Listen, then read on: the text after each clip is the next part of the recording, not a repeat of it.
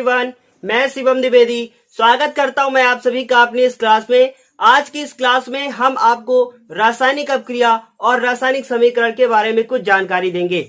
आपका बेसिक पिछली 4 वीडियो में कंप्लीट हो चुका है। ये हमारा 5 नंबर का वीडियो है और ये वीडियो आपकी 10th क्लास की तैयारी के लिए पहला वीडियो होगा।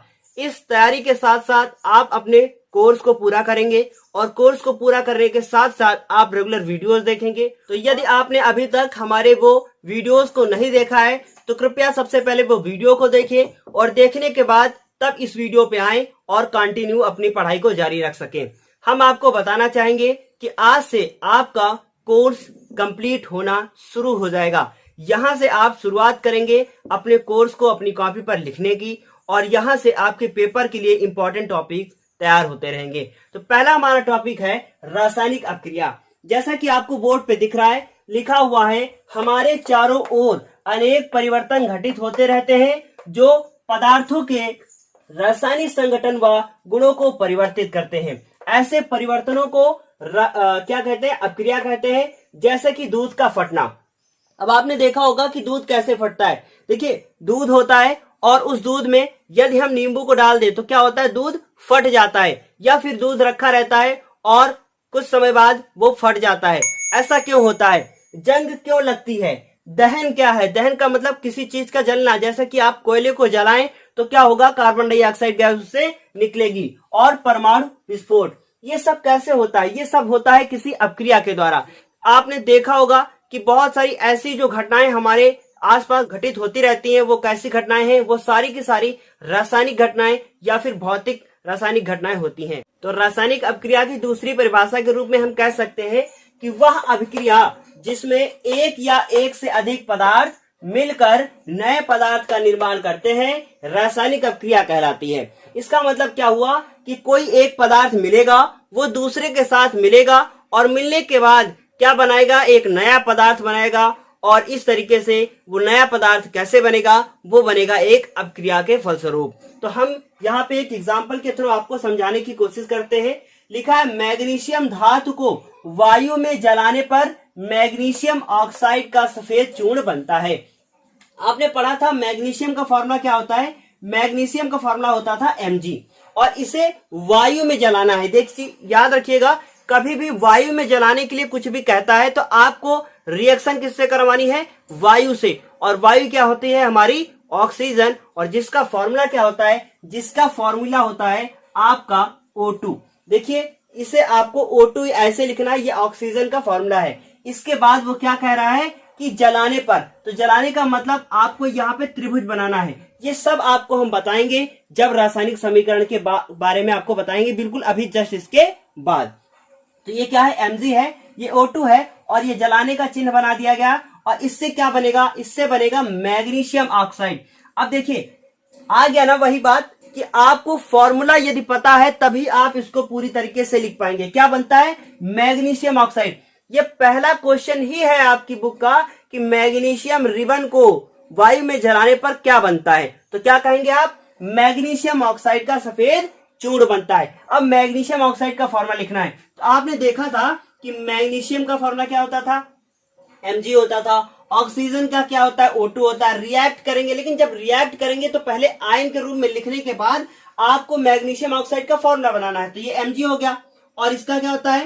2 हो गया। फिर उसके बाद बहुत ध्यान से देखिएगा, MgO-2 और Mg+2। बताइए फॉर्मूला क्या बनेगा? फॉर्मूला बनेगा MgO। ये सब आपको पिछली क्लास में पढ़ाया गया है। तो क्या फॉर्मूला बन गया? फॉर्मूला बन गया हमारा MgO। तो आप क्या लिखेंगे? इसको, इसे लिखेंगे MgO। अब इसको बैलेंस भी करना होता है। तो अभी हम आपको ऐसे ही बताते हैं, इसके बाद आपको रासायनिक समीकरण के बारे में बताएंगे, तब बताएंगे। तो क्या लिखा हुआ है? Mg कितनी बार लिखा हुआ है? Mg लिखा हुआ है एक बार, इसका मतलब Mg बैलेंस है। लेकिन आगे जैसे करेंगे वो अनबैलेंस हो जाएगा। ऑक्सीजन यहाँ पे कितनी बार है? ऑक्सीजन है 2 बार, यहाँ पे 1 बार है, तो हम इसको 2 से गुणा कर देते हैं। जैसे ही आप इसको 2 से गुणा करेंगे ऑक्सीजन बराबर हो गया, लेकिन Mg कितने हो गए? Mg हो गए 2। तो उस Mg को आप कहाँ लगाएंगे? यहाँ पे लगाएंगे। देखिए, फॉर्मूले जो यहाँ पे नंबर लगता है वो नंबर आपको अपने आप से बिल्कुल नहीं लगाना है, गुणा भाग सब यहाँ पे करना है। इस तरीके से क्या हो गया? ये Mg हो गया, ये ऑक्सीजन हो गया। तो यहाँ पे आप क्या लिखेंगे? मैग्नीशियम धातु। बहुत ध्यान से देखिएगा, अभी शुरुआत है, धीरे धीरे सबको समझ में आ जाएगा।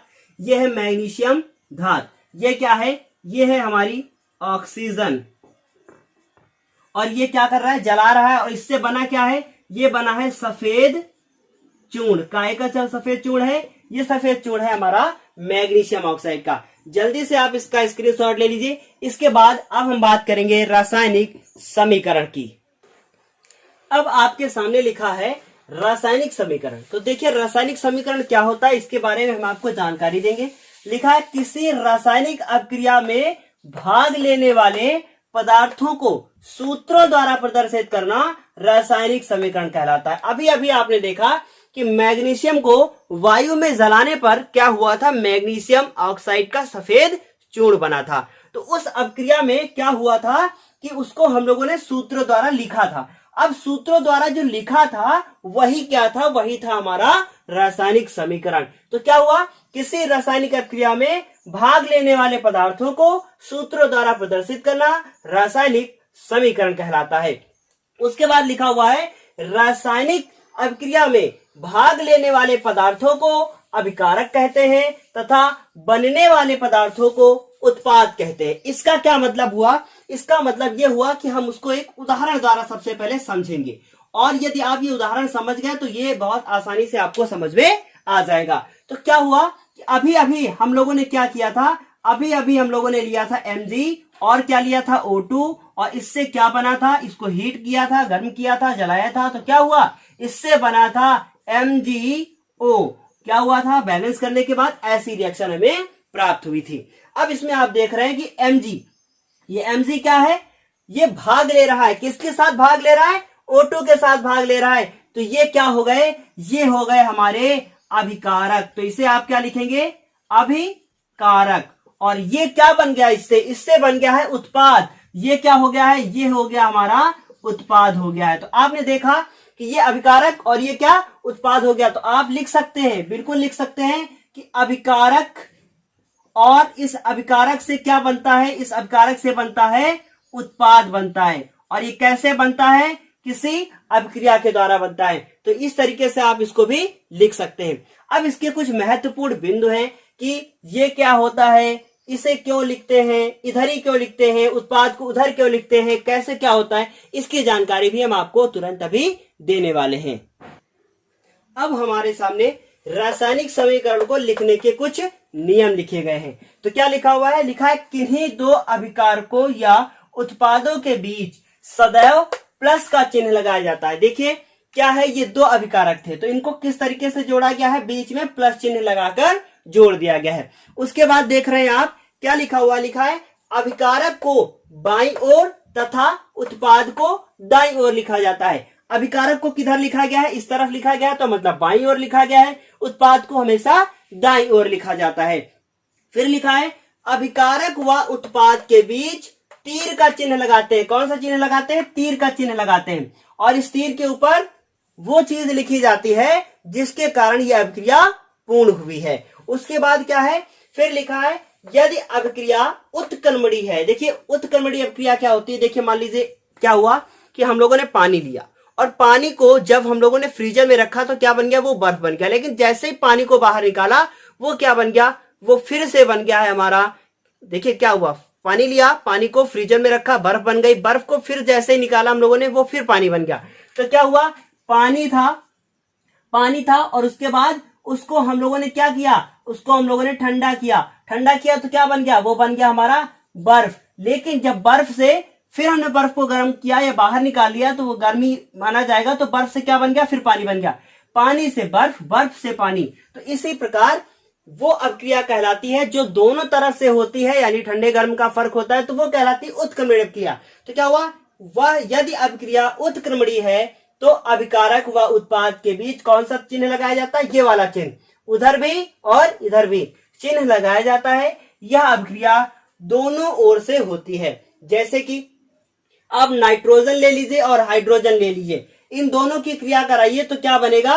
अमोनिया बनेगी। ये अमोनिया गैस होती है। जब इसको पुनः, जैसे मान लीजिए कि हम लोगों ने इसको ठंडा किया तो अमोनिया बनी और उसके बाद फिर से जब इसको हम लोग खुले माहौल में फिर से छोड़ेंगे तो वो क्या बन जाएगी, फिर से नाइट्रोजन और हाइड्रोजन गैस बन जाएगी। तो इस तरीके से हमें उम्मीद है ये आपको जरूर समझ में आओगा। ये एक तरीके का आपका केवल प्रोफार्मा था। अब शुरुआत होगी संयोजन अपक्रिया की, विस्थापन अपक्रिया की, वियोजन अपक्रिया की। अब यदि हम आपको वहां पे बताते कि ये हमारा ये तीर हो गया, ऐसे चिन्ह हो गया, तो आपको कुछ समझ में नहीं आता। इसलिए आपको पहले ये सब बताया गया है, कुछ नियम बताए गए हैं, इनके थ्रू आप सीखना शुरू कर देंगे। अब अगली क्लास में हम आपको संयोजन अपक्रिया और वियोजन अपक्रिया के बारे में बताएंगे। तब तक के लिए धन्यवाद।